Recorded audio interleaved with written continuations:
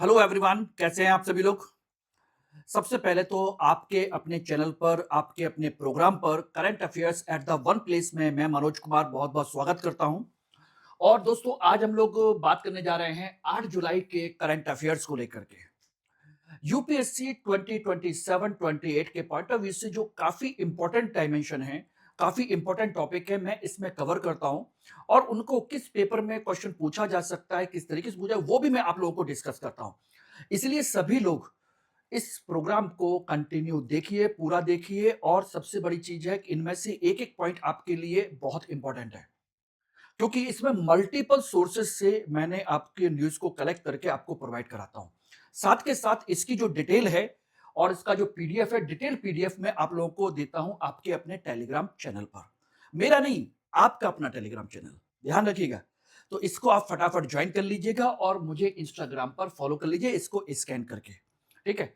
और ये मेरा आपका एक छोटा-सा परिचय है, जिससे कि आपको ये पता चलता रहे कि आप किस टीचर के गाइडेंस में रह रहे हैं।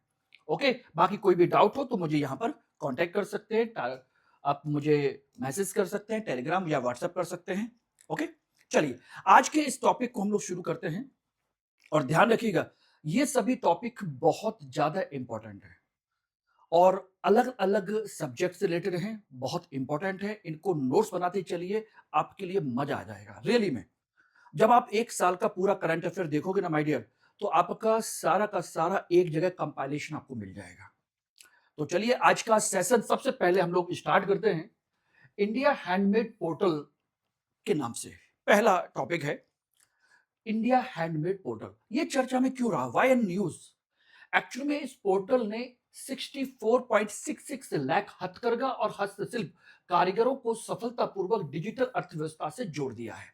यानी कि इससे लगभग 64 लाख से ज्यादा हैंडीक्राफ्ट जो कारीगर है, एम्प्लॉयज हैं, उसके वर्कर हैं, उनको इसमें लिंक कर दिया है। बात आती है कि इसको बनाया किसने? वस्त्र मंत्रालय द्वारा समर्थित ई कॉमर्स मार्केट प्लेस है ये इंडिया हैंडमेड पोर्टल, जहां पर आपके सभी इस तरह की चीजें आपको मिलती हैं। ठीक है ना? इसमें बिचौलियों को हटा करके कारीगरों को सीधे उपभोक्ताओं से जोड़ने का इसका टारगेट है।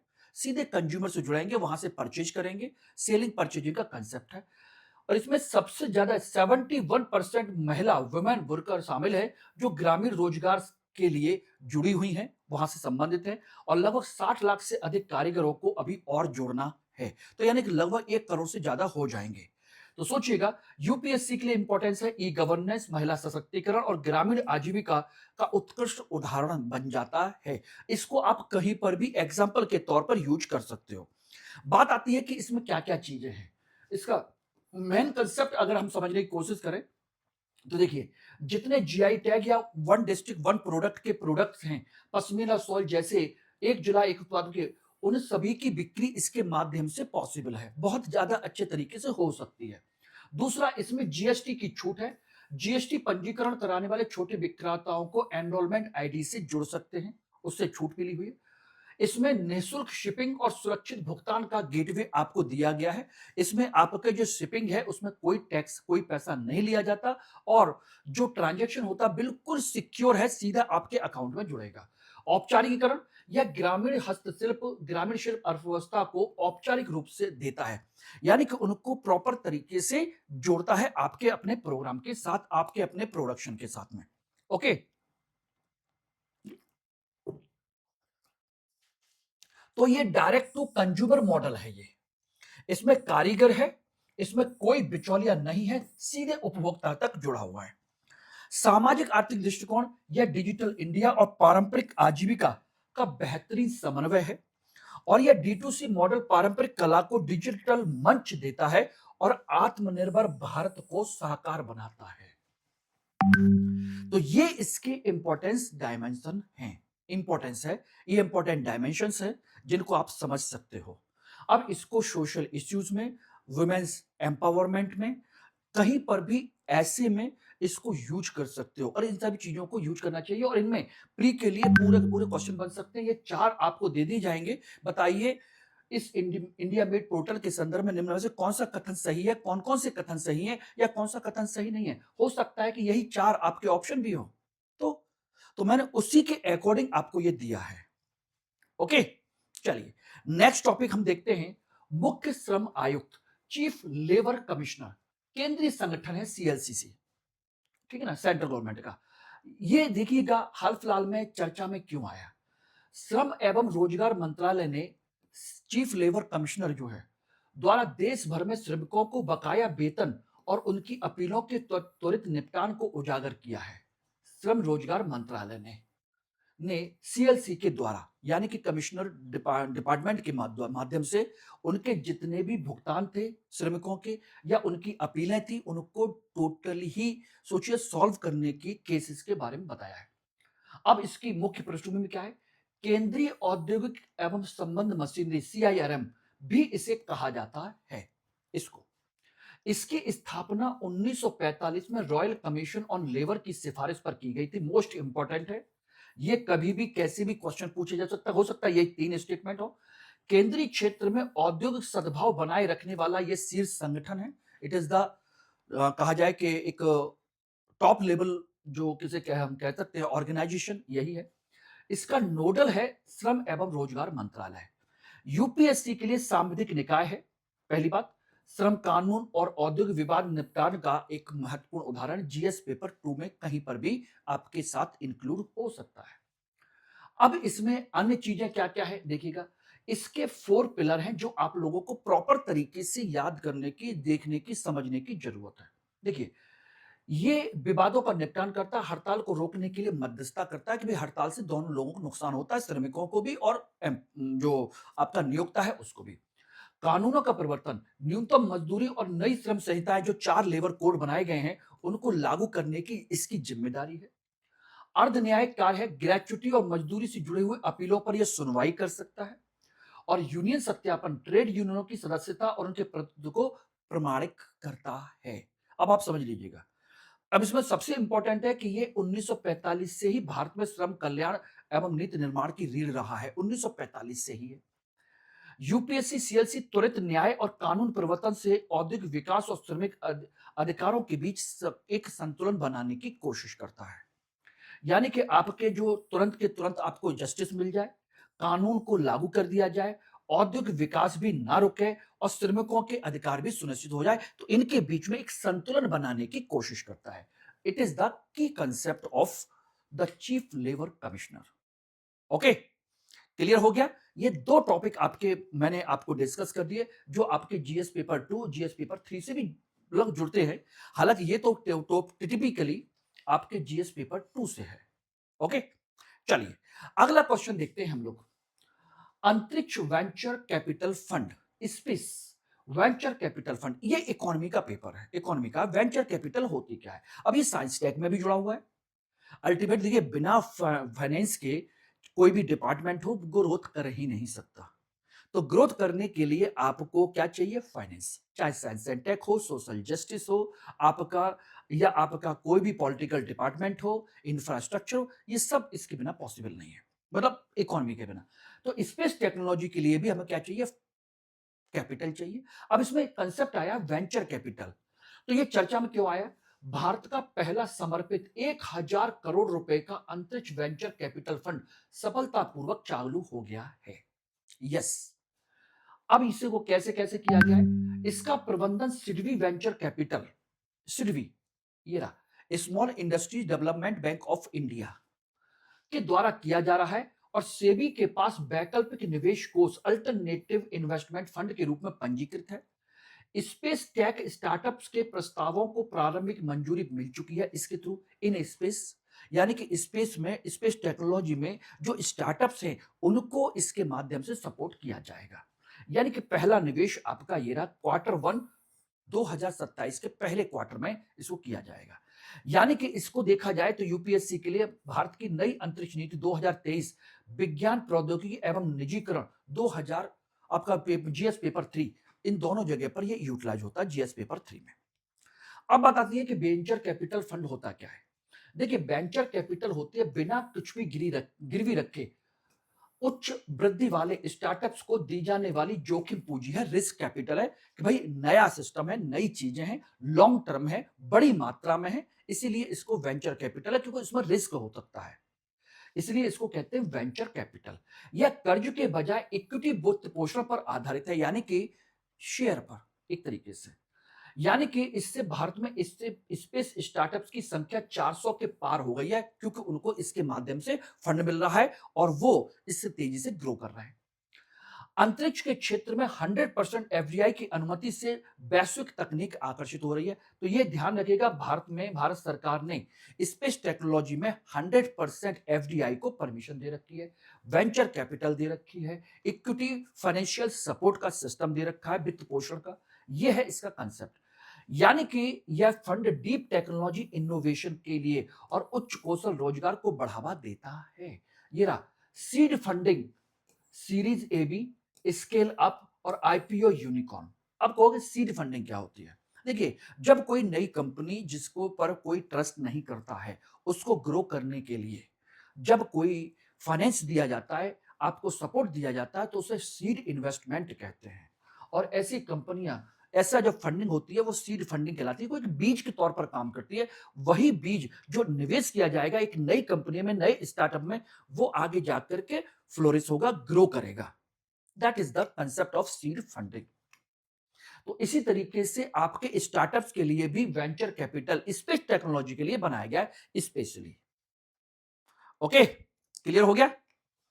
चलिए, अब एक और है मसाला बॉन्ड। अब आपको लग रहा होगा ये तो चाय मसाला या गरम मसाला या कुछ इस तरह का चीजें हो सकती हैं, आपको लग रहा होगा।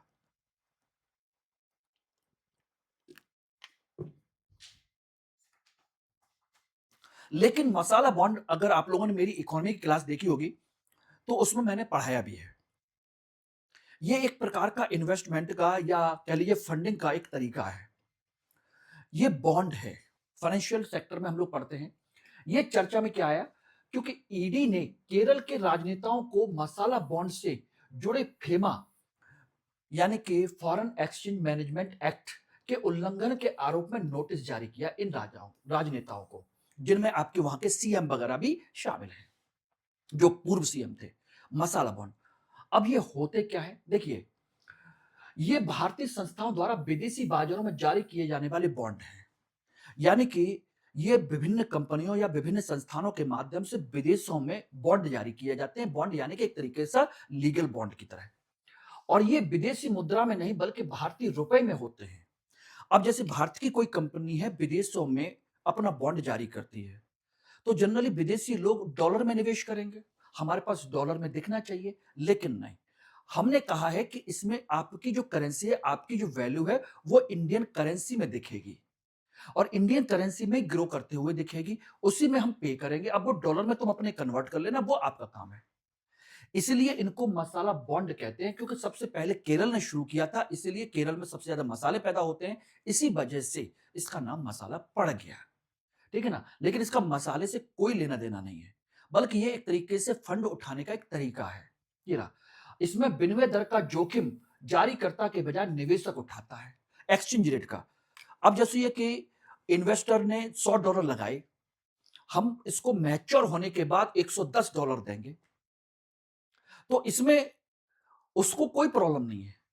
उसने तो एक $100 का मतलब हो गया, आज के डेट में हमारे यहां हो गया ₹9500।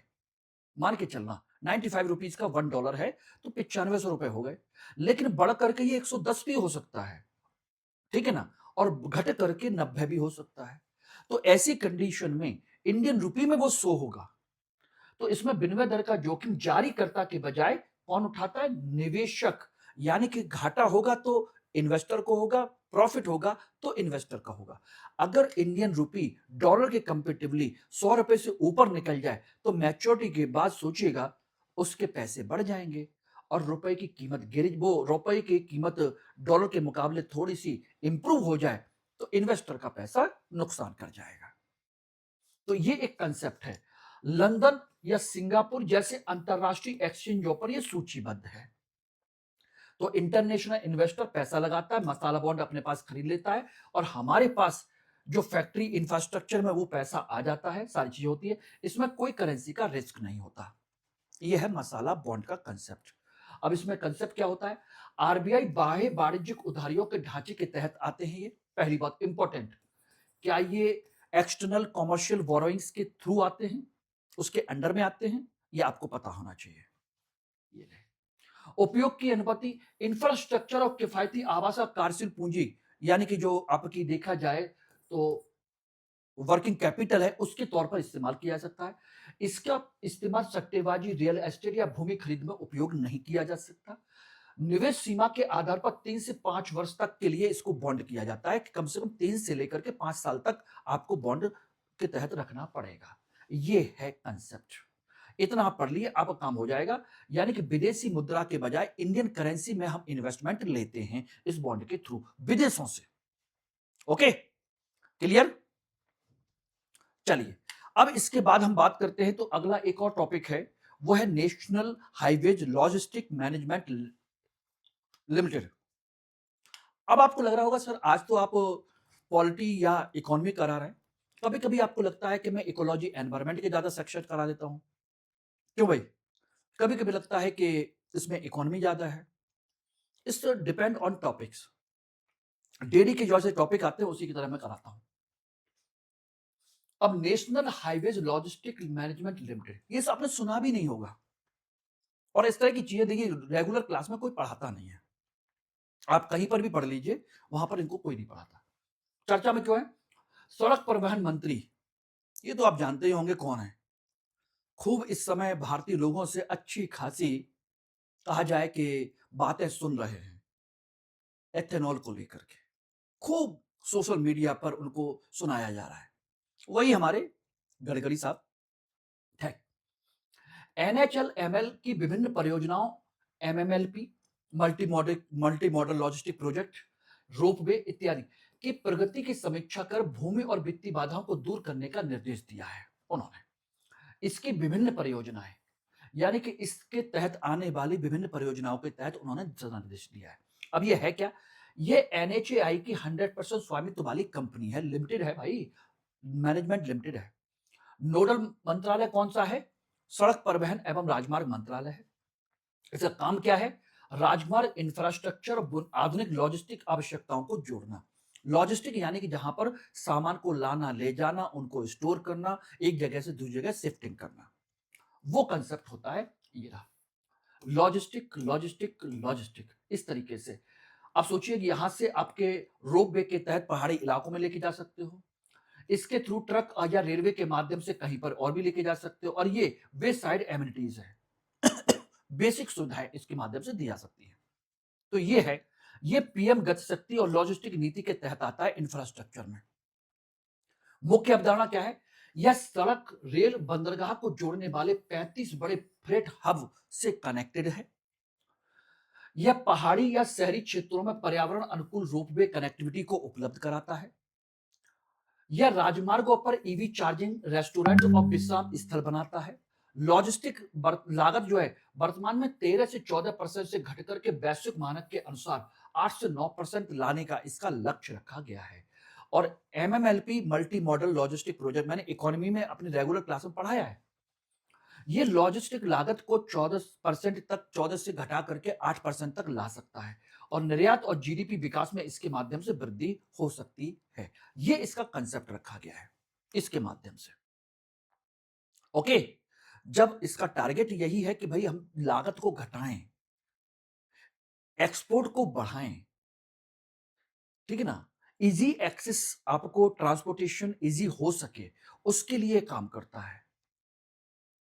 चलिए, और एक और आपके लिए इंपॉर्टेंट इंफॉर्मेशन है, वैश्विक पासपोर्ट सूचकांक। थोड़ा सा इंफॉर्मेटिव है लेकिन पता होना चाहिए।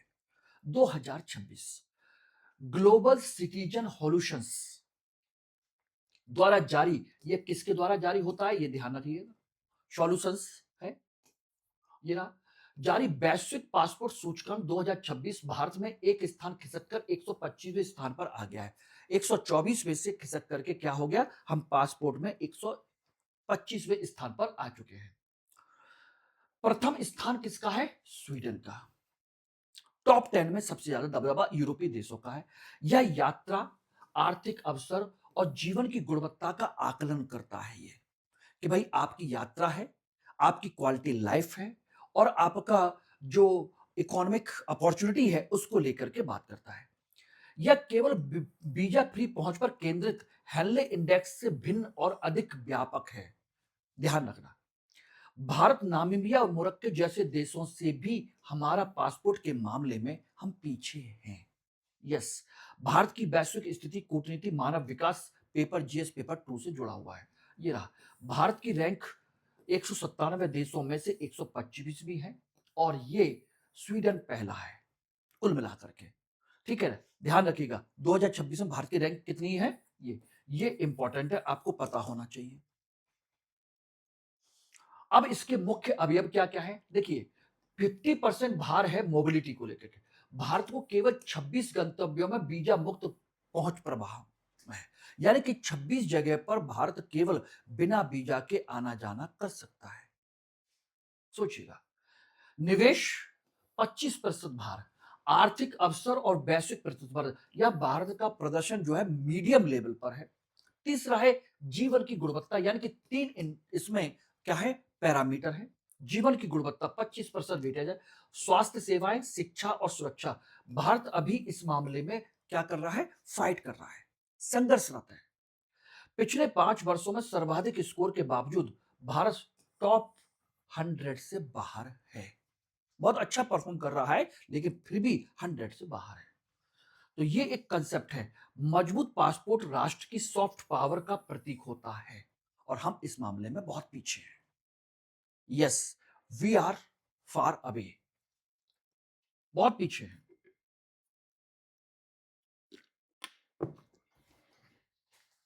ओके, अगला टॉपिक है आपका आईएनएस महेंद्रगिरी, प्रोजेक्ट 17A। चर्चा में क्यों रहा, भारतीय नौसेना ने विशाखापत्तनम में अपना छठा प्रोजेक्ट 17A के तहत स्वदेशी स्टील्थ फ्रिगेट, यानी कि ऐसा आपका जो सिस्टम है जो रडार की पहुंच से बाहर हो, रडार उसको कैप्चर ना कर पाए, आईएनएस महेंद्रगिरी F-38 कमीशन करने जा रही है। ये रहा, स्टील्थ टेक्नोलॉजी से युक्त है। अब कंडीशन क्या है, यह नाम पूर्वी घाट की महेंद्रगिरी पर्वत श्रृंखला के नाम पर रखा गया है। इसका निर्माण मझगांव डॉकयार्ड शिप बिल्डिंग के तहत किया गया, मुंबई में बनाया गया है जा रहा है।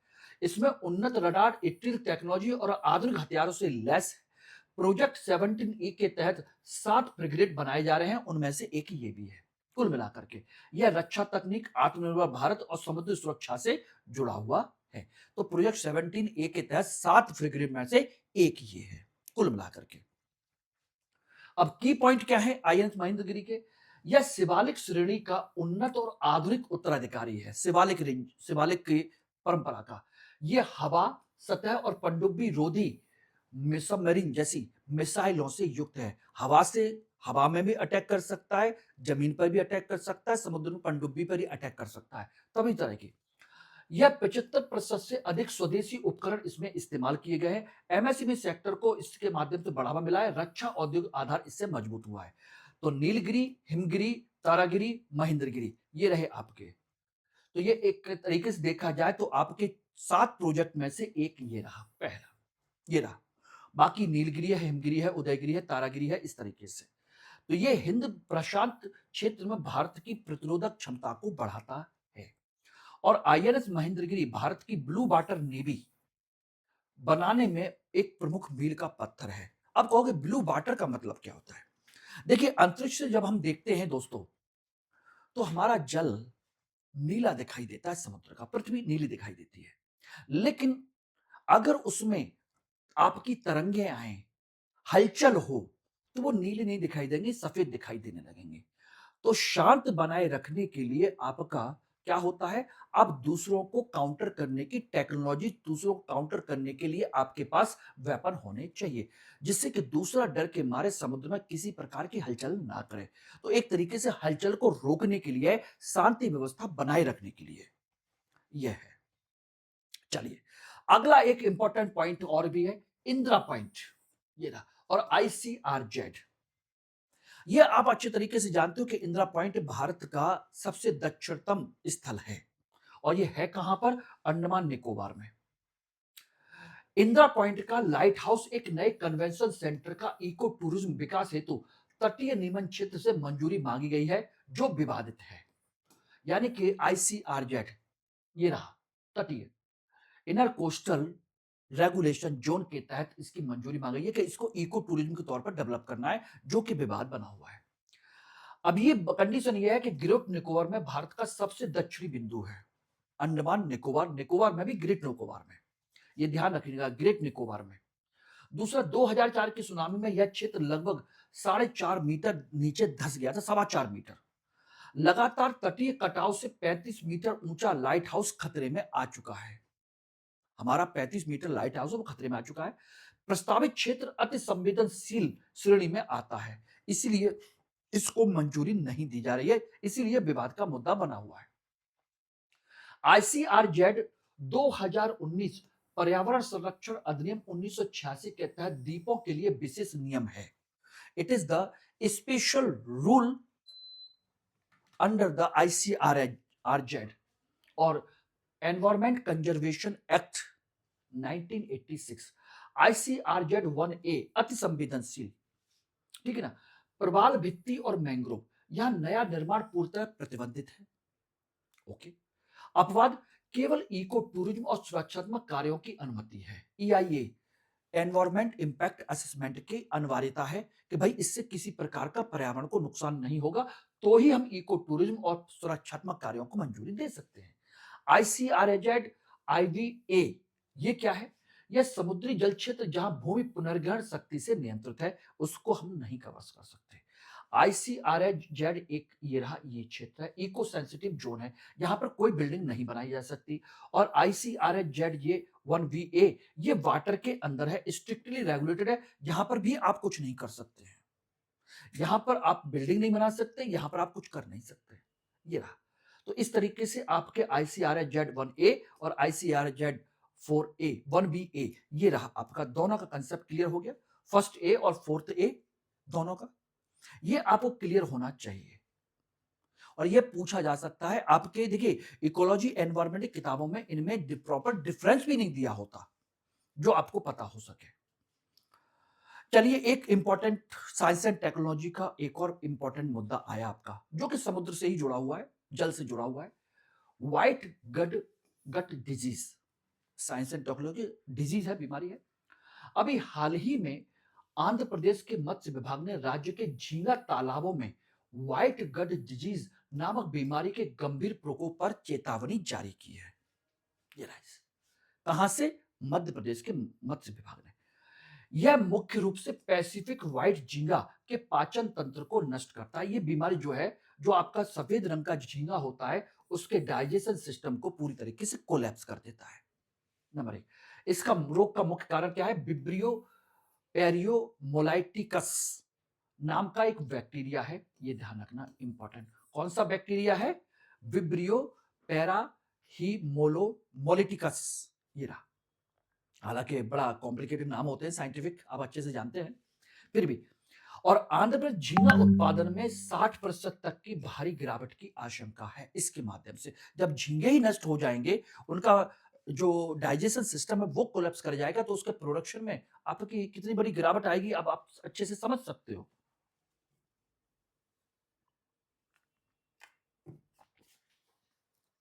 ओके, तो ये रहा। कृषि और संबद्ध क्षेत्र, ग्रामीण अर्थव्यवस्था, पशु जल, जलीय रोग, इन सभी से संबंधित है ये कुल मिलाकर के।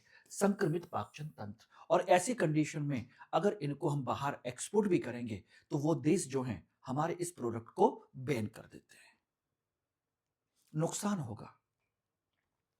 और व्हाइट गट डिजीज है क्या? देखिए, झींगे की वृद्धि का रुकना, तालाब की सतह पर दूधिया सफेद मल का तैरना, इससे क्या होगा? इन्फेक्शन बड़ी स्तर पर फैलेगा। इसका कारण है खराब जल गुणवत्ता, यानी कि इसका मतलब है कि पानी की गुणवत्ता खराब है, अमोनिया उसमें बढ़ चुका है, और अत्यधिक झींगा पालन, हाई डेंसिटी, इसकी वजह से भी हो सकता है। अब इसको रोका कैसे जा सकता है? कि भाई प्रोबायोटिक्स को बढ़ावा उपयोग किया जाए, स्वच्छ तालाब का प्रबंधन किया जाए।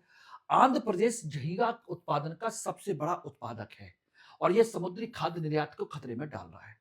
तो इसकी वजह से पर्यावरणीय पैमाना होगा, जीवाणु संक्रमण फैलेगा, वीजीडी का प्रकोप फैलेगा, डिजीज आउटब्रेक होगा, और आर्थिक नुकसान होगा। कुल मिलाकर के हर तरीके का नुकसान है इससे हमारा इकोलॉजिकल एनवायरनमेंट को भी नुकसान पहुंचाएगा, हमारी इकोनॉमिक एक्टिविटी को भी नुकसान पहुंचाएगा। सारी चीजें इसके माध्यम से हमारी क्या होंगी, नुकसान में आ जाएंगी कुल मिलाकर के। ठीक है ना। अब एक इंपॉर्टेंट टॉपिक और भी है। देखिए, कभी कभी 4 टॉपिक, कभी कभी 5 टॉपिक, कभी कभी 12 टॉपिक, कभी कभी 10 टॉपिक भी आपके एग्जाम के पॉइंट ऑफ व्यू से आ सकते हैं डेली बेसिस पर। आज थोड़े से ज्यादा है। मामल्लन जलाशय परियोजना, तमिलनाडु राज्य तटीय क्षेत्र प्रबंधन प्राधिकरण ने प्रस्तावित मामल्लन जलाशय परियोजना को मंजूरी दे दी गई है, जो सीआरजेड की मंजूरी का एनजीटी में बचाव किया है। तो जो दी गई जो मंजूरी है, उसको कोस्टल रेगुलेशन जोन की मंजूरी का एनजीटी में बचाव किया है कि भाई नेशनल ग्रीन ट्रिब्यूनल में जब मीटिंग हुई, सारी चीजें हुई, उसका केस चला, तो उस समय इसको जो मंजूरी दी गई है उसका आईसीआरजेड के तहत इसने बचाव किया है।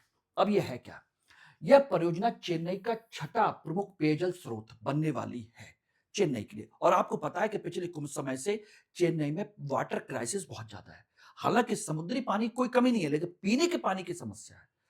अतिरिक्त जल को रोककर प्रतिदिन 120 मिलियन लीटर पानी इसके माध्यम से दिया जाएगा। तमिलनाडु का पहला तटीय मीठे पानी का जलाशय फ्रेश वाटर रिजर्वायर माना जा रहा है जी। इसमें लवणता को रोकने के लिए विशेष इंजीनियरिंग तकनीक लगाई जाएगी। ये रहा इस जगह पर चेंगलपट्टू डिस्ट्रिक्ट में आपकी प्रस्तावित मामल्लन जलाशय है, जहां पर इसको बनाया जा रहा है कुल मिलाकर के। अगला एक टॉपिक और है विक्रम रॉकेट 1A, 1 रॉकेट। Private space company Skyroot aerospace अपने orbital class rocket Vikram A की लॉन्चिंग के लिए तैयार है, जो 6 पेलोड अंतरिक्ष में लेकर के जाएगा। Yes, private space agency Skyroot aerospace.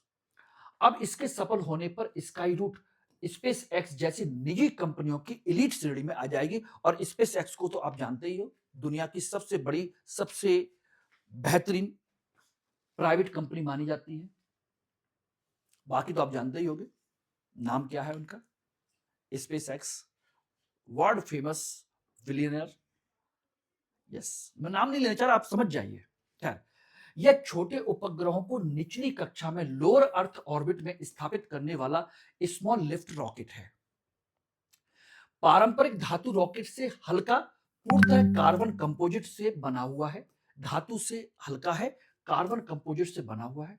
ये space technology, privatisation and space in space जैसे टॉपिक से रिलेटेड है। ये रहा, इसमें ऊपर होगा लिक्विड ईजन और नीचे होगा सॉलिड ईजन। सॉलिड जो फ्यूल होता है वो उसको थ्रस्ट देता है, लिक्विड ईजन जो फ्यूल होता है उसको आगे बढ़ाने में हेल्प करता है। तो ये इसका कंसेप्ट है। तो होपफुली कि आज के 11 टॉपिक आप लोगों को अच्छे लगे होंगे, समझ में आए होंगे, अच्छे तरीके से कवर कर सकते हैं। क्यों दोस्तों, इस तरीके से एक बार बस इतना करिएगा, आराम से कान में लगा करके इसको सुनते जाइएगा, आपके आज के करंट अफेयर आपके तैयार होते जाएंगे। नोट्स बनाने के लिए मैं अलग अलग से आपको दे ही रहा हूं, या तो वहां से नोट्स बनाइए या यहां से बनाइए। लेकिन हां, जिन जिन चीजों पर मैं आपको सर्किल कर रहा हूं, जिन पर मैं फोकस कर रहा हूं, उनको जरूर ध्यान में रखिएगा। जब आप साइंस टेक पढ़िए या कोई सब्जेक्ट पढ़िए, तो जैसे लोअर अर्थ ऑर्बिट है, तो साइंस टेक पढ़ेंगे तो साइंस टेक में आपको पता होना चाहिए लोअर अर्थ ऑर्बिट हमारी कितने से कितने किलोमीटर तक मानी जाती है। ठीक है ना, ये ध्यान रखिएगा। ये छोटी छोटी चीजें और अगर ध्यान से डिस्कस कर लोगे, पढ़ लोगे अपने सब्जेक्ट में, आपका काम हो जाएगा। आपको कुछ अलग करने की जरूरत नहीं पड़ेगी। 1 साल रुक जाइए, 1 साल के बाद जब फ्री होगा ना दोस्तों, तब आपको लगेगा कि सर मैक्सिमम क्वेश्चन तो हमारे यहीं से हो गए। एब्सोल्युटली यहीं से होंगे। चलिए, थैंक यू वेरी मच। कल मिलते हैं आपके साथ अगले टॉपिक के, अगले प्रोग्राम के साथ में। और ध्यान रखना, संडे को विशेष प्रोग्राम है। इन सारे टॉपिक्स का रिवीजन के क्वेश्चंस आपको मैं डिस्कस करूंगा। संडे का विशेष तौर पर ध्यान रखिएगा, सभी को बता दीजिएगा। Thank you very much.